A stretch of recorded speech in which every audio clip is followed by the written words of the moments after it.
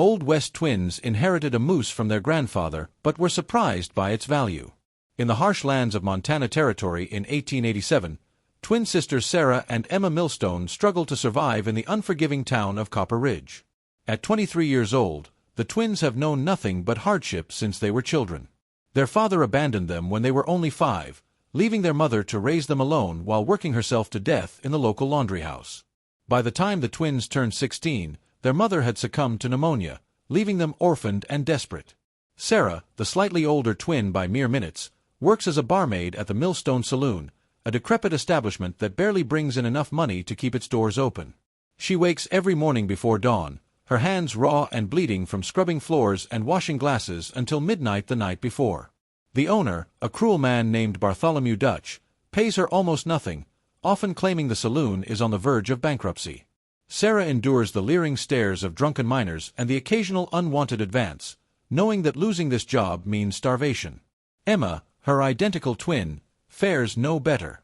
She works as a seamstress in a cramped room above the general store, mending clothes for pennies while her eyesight deteriorates in the dim candlelight. Her fingers are perpetually pricked and scarred from needles, and she suffers from terrible headaches that leave her bedridden for days. The twins share a tiny room in a boarding house run by Mrs. Adelaide Crowther, a widow who charges them nearly everything they earn for rent, leaving them with barely enough for bread and occasional beans. The sisters rely on each other completely. They share what little food they can afford, taking turns eating on the worst days. Sarah brings home stale bread from the saloon, while Emma trades her sewing services for old fabric scraps they use as blankets. Despite their circumstances, they maintain an unbreakable bond, whispering dreams of a better life as they fall asleep each night on their shared straw mattress. Their only living relative is their grandfather, Magnus Millstone, a reclusive old trapper who lives somewhere in the remote northern wilderness. The twins have not seen him since their mother's funeral 7 years ago, when he appeared briefly, said few words, and vanished back into the mountains. He was a legendary figure in Copper Ridge, known for his skill in tracking and trapping, but also for his strange ways and preference for solitude. Some said he had gone mad from too many winters alone. Others whispered that he had discovered something valuable in those mountains and was protecting his secret. One cold October morning, everything changes. An official-looking man arrives in Copper Ridge on horseback, dressed in a formal suit that seems entirely out of place in the dusty frontier town. He is Attorney Cornelius Blackwood from Helena, and he carries important news. He finds Sarah serving watery coffee to miners at the saloon and asks her to fetch her sister immediately. Something in his grave expression tells Sarah this is serious. Within the hour, both twins sit across from Attorney Blackwood in the small office above the post office. The lawyer explains that their grandfather Magnus Millstone died 3 weeks ago in his remote cabin. He was found by a passing trapper, apparently having died peacefully in his sleep at the age of 78. The twins feel a strange emptiness at this news, grieving for a grandfather they barely knew but who represented their last connection to family. But Attorney Blackwood has more to tell them. Magnus Millstone left a will, and surprisingly, the twins are his sole heirs. Sarah and Emma exchange confused glances. Their grandfather lived like a hermit. What could he possibly have to leave them? Perhaps his old cabin and some trapping equipment? The attorney clears his throat and reads from the official document. Magnus Millstone's estate consists of his remote cabin, approximately 40 acres of mountain land, some basic possessions, and one live animal, specifically described as a bull moose named Goliath. The moose, according to the will, has been in Magnus' care for 12 years and must go to his granddaughters. The twins are stunned into silence. A moose. Their grandfather left them a moose? Sarah begins to laugh, a sound edged with hysteria. Emma just stares at the attorney, waiting for him to explain the joke. But Blackwood remains serious. He explains that Magnus was very specific in his will. The moose must not be sold, killed, or abandoned. It must be cared for by his granddaughters, and only if they refuse this responsibility will the entire inheritance be forfeit. The twins cannot believe their misfortune. They can barely feed themselves. How are they supposed to care for a massive wild animal? Where would they even keep it? Sarah asks the obvious question, what is a moose even worth? Can they sell it despite the will's restriction? Attorney Blackwood explains that most moose have no real monetary value. They are wild animals, common in these territories, hunted for meat and hide. This inheritance seems like a cruel burden rather than a blessing. But the attorney adds one more detail. Magnus left a sealed letter addressed to both girls, with strict instructions that it only be opened once they have seen Goliath for themselves. He hands them the envelope, yellowed with age, sealed with red wax bearing their grandfather's mark. The twins hold the letter, feeling its weight, wondering what secret message it contains. They have no choice but to accept. Attorney Blackwood arranges for them to travel to Magnus' cabin the following week. He provides them with a basic map and enough money for supplies and transportation. The twins quit their miserable jobs, much to the anger of their employers. Mrs. Crowther demands 2 months' rent in advance before they leave, taking nearly all the money the attorney provided. Sarah and Emma pack their few belongings into a single worn bag and prepare for the journey into the wilderness. The trip takes 3 days by wagon and then on foot. They hire a guide named Thomas Bridger, a grizzled mountain man who knew their grandfather slightly. He agrees to take them to the cabin for a reasonable fee. As they travel deeper into the mountains, Thomas tells them stories about Magnus.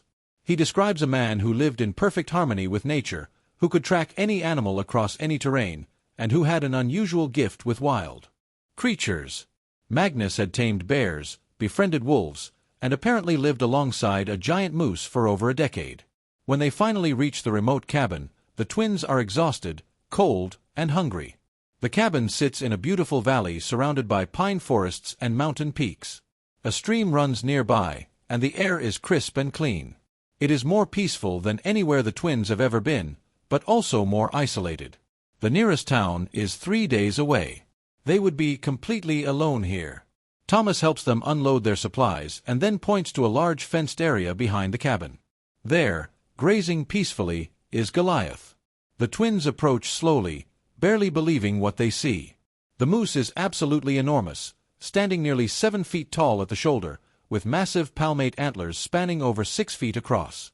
His dark brown coat gleams in the afternoon sun, and his eyes are surprisingly gentle as he watches the approaching humans. But as they get closer, they notice something extraordinary. Goliath's antlers are not the normal brown or gray of typical moose antlers. They shimmer with an unusual pale golden color, almost luminescent in the fading light. The twins stop in their tracks. They have never seen anything like this. Thomas Bridger gasps audibly and takes several steps back, his face pale with shock. Emma asks what is wrong. Thomas, his voice shaking, explains that he has been in these mountains for 30 years and has never seen or heard of such a thing. Moose antlers are made of bone and covered in velvet during growth, then hardened to a normal brown color. But these antlers appear to be a completely different color, possibly indicating some rare genetic mutation or condition. He cannot explain it, but he knows immediately that this animal is extraordinarily unique. Sarah remembers the sealed letter. With trembling hands, she breaks the wax seal and unfolds the yellowed paper. Their grandfather's handwriting is shaky but legible.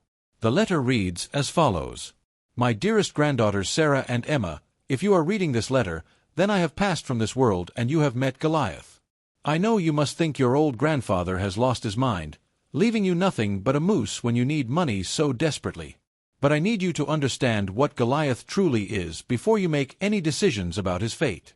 12 years ago, I was trapping in the far northern territories, weeks away from any civilization.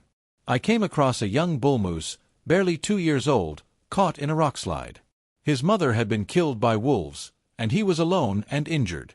I should have left him to nature's course, but something stopped me. His antlers, even then, had that strange golden color.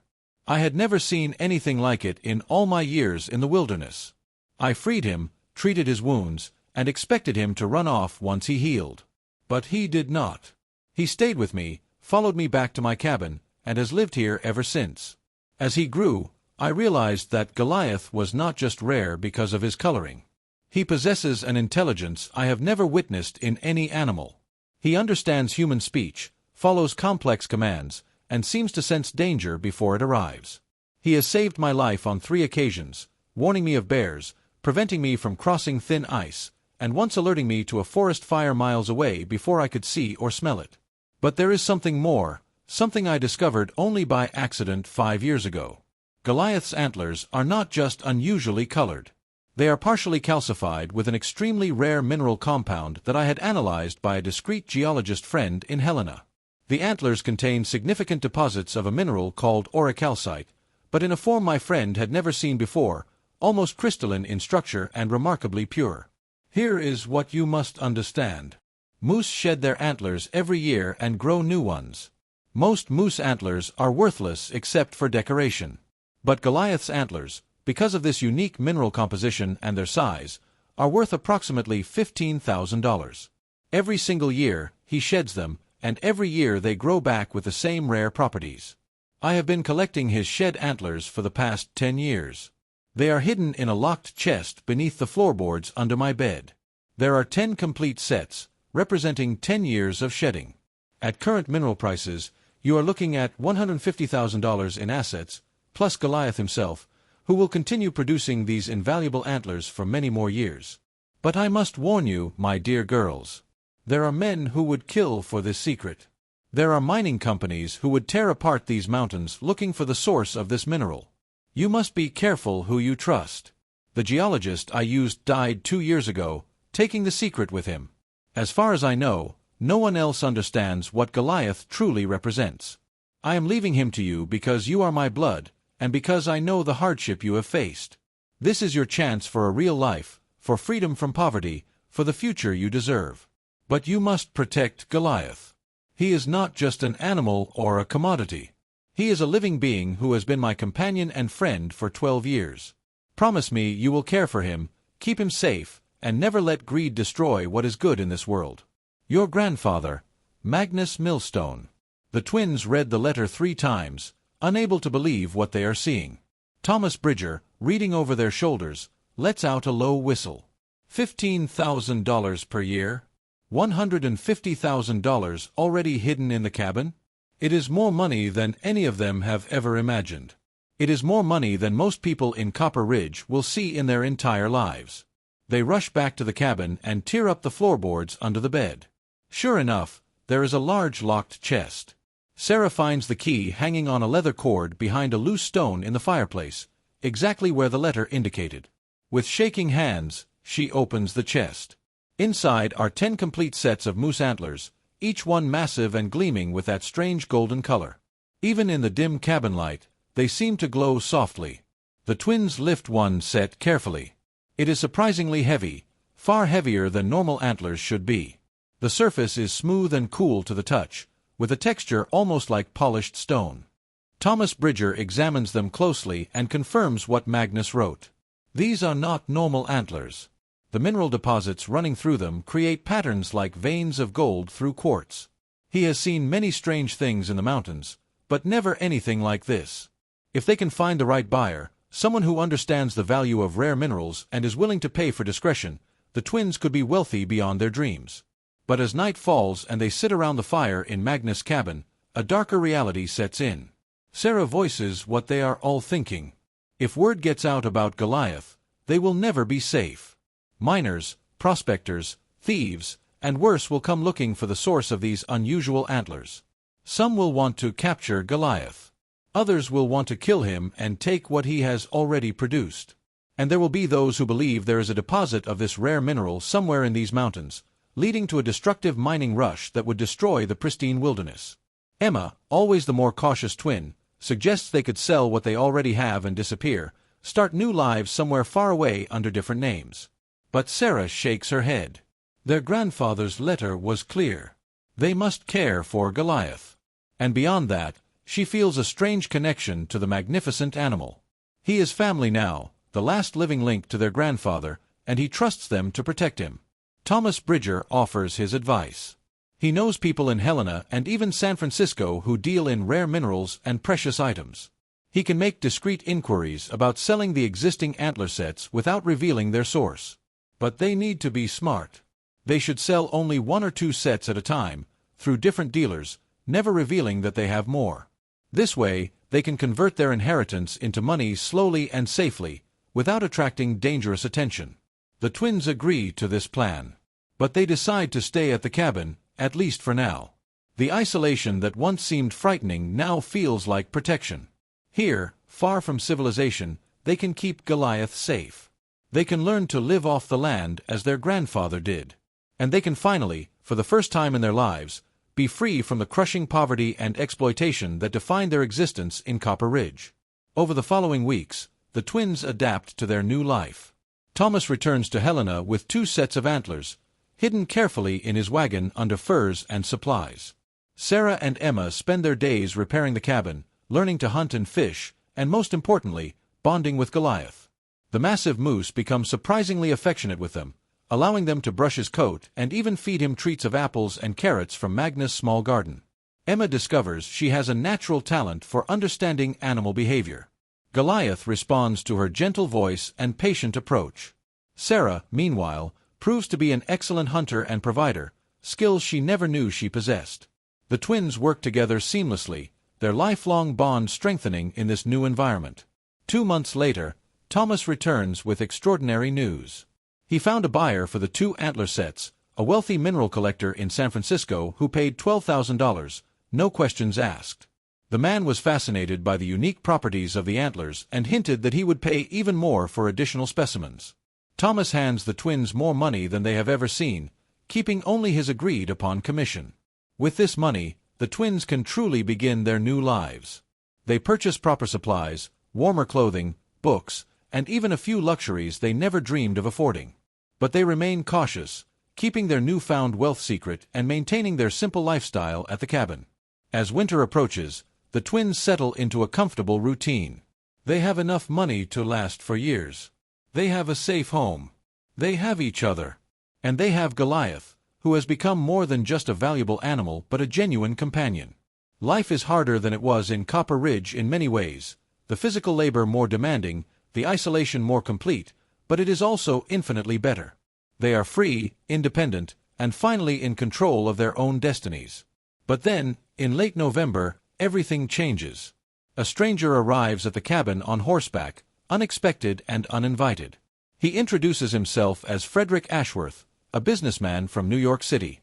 He is impeccably dressed despite the long journey, and his manner is polished and confident. He explains that he heard about unusual antlers being sold in San Francisco and traced them back through various channels to Montana Territory. He has been searching for months, spending considerable resources, because he believes he knows what those antlers represent. The twins are immediately wary, but Ashworth is disarmingly friendly. He explains that he is a naturalist and collector of rare zoological specimens. He does not want to harm Goliath. In fact, he wants to study him, to understand the biological mechanism that creates such unusual antlers. He offers them $50,000 for the moose, promising that Goliath will be well cared for in a private zoological park he operates in New York, where he will live out his life in comfort while being studied by scientists. Sarah refuses immediately. Goliath is not for sale at any price. But Ashworth persists. He increases his offer to $75,000. Then $100,000. He shows them bank drafts proving he has the money. He paints a picture of the contributions to science that studying Goliath could provide. He suggests that keeping such a unique animal hidden away in the wilderness is selfish, that the world deserves to learn from this biological marvel. Emma finds herself wavering. $100,000 would secure their future forever. They could travel, build a real home anywhere they choose, never worry about money again. And Ashworth seems sincere about caring for Goliath. Maybe it would be better for the moose to be in a place where he could be protected by guards and high fences, rather than vulnerable in the wilderness where anyone could find him. But Sarah's instincts scream danger. There is something off about Ashworth's story. Why would a New York businessman spend months tracking down a moose? How did he trace the antlers back to them when Thomas was so careful? And why is he so insistent, so desperate to acquire Goliath? That night, after Ashworth has retired to a tent he set up near the cabin, Sarah sneaks out to search his belongings. What she finds confirms her suspicions. Among his papers is correspondence with a mining company called Continental Excavation Corporation. The letters discuss the potential discovery of a major orichalcite deposit in the Montana mountains, based on analysis of the unusual antlers that surfaced in San Francisco. The mining company is funding Ashworth's expedition, hoping to use Goliath to locate the source of the mineral. There is more. A journal reveals that Ashworth has no intention of keeping Goliath alive for scientific study. The mining company wants to dissect the moose, to study his body chemistry and determine if he is ingesting the mineral from a specific location, possibly revealing a major deposit worth millions of dollars. Goliath is nothing but a tool to them, and once they have extracted all useful information, the animal will be destroyed. Sarah wakes Emma and shows her the evidence. The twins are horrified and furious. Their grandfather's warning was accurate. They cannot trust anyone with the secret of Goliath. Emma feels guilty for even considering Ashworth's offer. They realize they must act quickly. Ashworth will not simply leave when they refuse. He has too much invested in this expedition, and his employers will demand results. The twins make a difficult decision. They must leave immediately and take Goliath somewhere even more remote, somewhere no one can find them. But where? Thomas Bridger arrives the next morning for a scheduled visit, and they tell him everything. Thomas is grim but not surprised. He suspected something like this might happen eventually. Thomas suggests a solution. He has trapping connections with indigenous tribes in the far northern territories of Canada, beyond the reach of American mining companies and businessmen. He can guide them there, help them establish a new homestead, and ensure they disappear completely from any records. It will be an incredibly difficult journey, especially in winter, but it might be their only option. Before they can finalize their plans, Ashworth confronts them. He knows they searched his belongings. His friendly demeanor vanishes, replaced by cold calculation. He informs them that he is not alone. He has hired men, rough types who are currently positioned around the property. If the twins do not cooperate, his men will simply take Goliath by force. And if the twins resist, well, accidents happen in the wilderness all the time. It is a tense standoff. Thomas reaches for his rifle, but Ashworth has a pistol already drawn. He does not want violence, he claims, but he will use it if necessary. His investors have put too much money into this venture. The moose is leaving with him one way or another. And then, something extraordinary happens. Goliath, who has been watching from his enclosure, begins to bellow loudly, a sound that echoes through the valley. It is a call the twins have never heard before, urgent and commanding. Within minutes, other moose emerge from the forest, dozens of them, surrounding the cabin in a loose circle.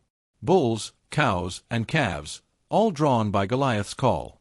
Ashworth and his men are suddenly surrounded by wild animals, each bull potentially dangerous with their massive antlers. The hired men's horses panic and bolt. Even Ashworth's confidence falters as a particularly large bull moose approaches him, snorting threateningly. The businessman backs away slowly, his pistol suddenly useless against the sheer number of animals. In the chaos, Thomas, Sarah, and Emma act quickly. They grab essential supplies, open Goliath's gate, and begin moving north into the forest. The massive moose follows them willingly, and surprisingly, so do several other moose, forming a protective escort. It is as if Goliath has called his kin to help, and they have answered. The group travels for 3 days, moving as quickly as possible through difficult terrain.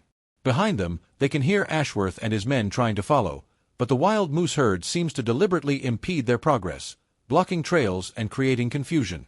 By the time they reach the Canadian border, they have lost their pursuers completely. Thomas guides them to a remote Cree settlement, where he has friends. The indigenous community welcomes them, intrigued by the strange moose with golden antlers.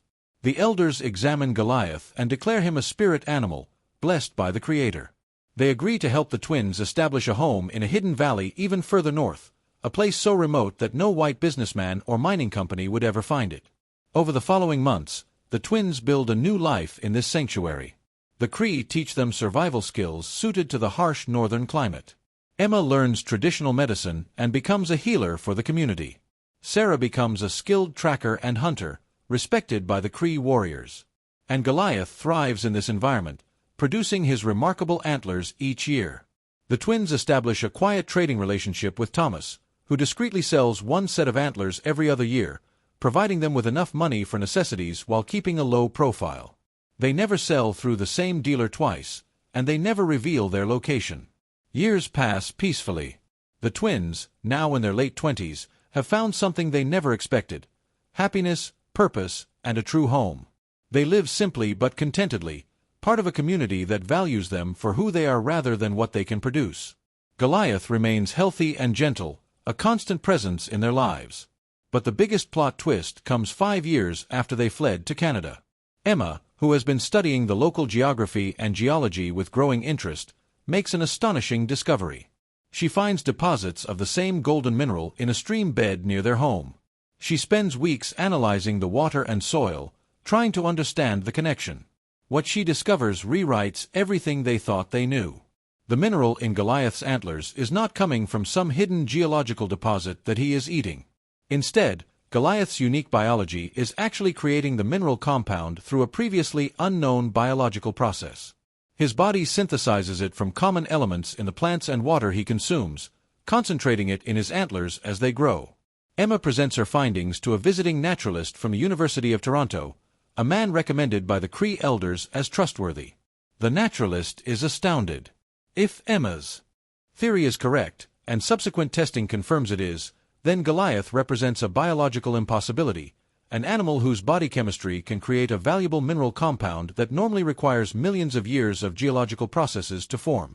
The naturalist explains the implications. This is not about mining rights or geological deposits. This is about biology, about understanding how a living creature can accomplish something science believed impossible. Goliath is not valuable because he leads to some mineral deposit. He is valuable because he himself is the source, a living miracle of nature that cannot be replicated or reproduced. More shocking still, Goliath is now approaching 20 years old, incredibly old for a moose. Most moose live only 15 to 20 years in the wild. But Goliath shows no signs of aging. The naturalist theorizes that the same biological process creating the mineral compound might also be slowing his aging, possibly extending his lifespan far beyond normal. Goliath might live for decades more, perhaps even longer than the twins themselves. This revelation changes everything for Sarah and Emma. They realize that their grandfather may not have fully understood what he had discovered. Magnus knew Goliath was special, but even he could not have known that the moose himself was creating the mineral through biological alchemy. The implications are staggering, not just financially but scientifically and philosophically. The twins face a new decision. They could share this discovery with the scientific world, potentially revolutionizing understanding of biology and mineral formation. But doing so would put Goliath at risk again, making him a target for researchers, corporations, and governments worldwide.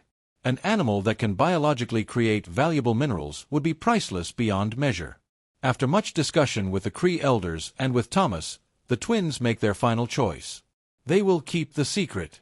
The world does not need to know about Goliath. Science can advance through other means. What matters is that this magnificent creature lives out his life in peace, protected and loved, in this remote sanctuary where money and greed cannot reach him. The story ends with the twins, now established members of the Cree community, watching Goliath graze peacefully in the northern lights. They have come so far from those desperate 23-year-old girls scrubbing saloon floors and mending clothes by candlelight. They found an inheritance that changed their lives, not because of its monetary value, though that certainly helped, but because it taught them what truly matters. The moose their grandfather left them was not just an animal or a source of wealth. Goliath was a test, a lesson, and ultimately a gift beyond price. He showed them that some things are more valuable than money, that loyalty and love matter more than riches, and that true wealth comes from freedom, purpose, and living according to your own values. As the northern lights dance overhead and Goliath's golden antlers catch the ethereal light, Sarah and Emma know they made the right choice. They inherited a moose, yes, but more than that, they inherited a new life, and they will protect it at any cost. The secret of Goliath will die with them, and the world will be none the wiser that in a remote Canadian valley, a miracle of nature lives on, protected by two sisters who chose love over money and principle over profit. The end.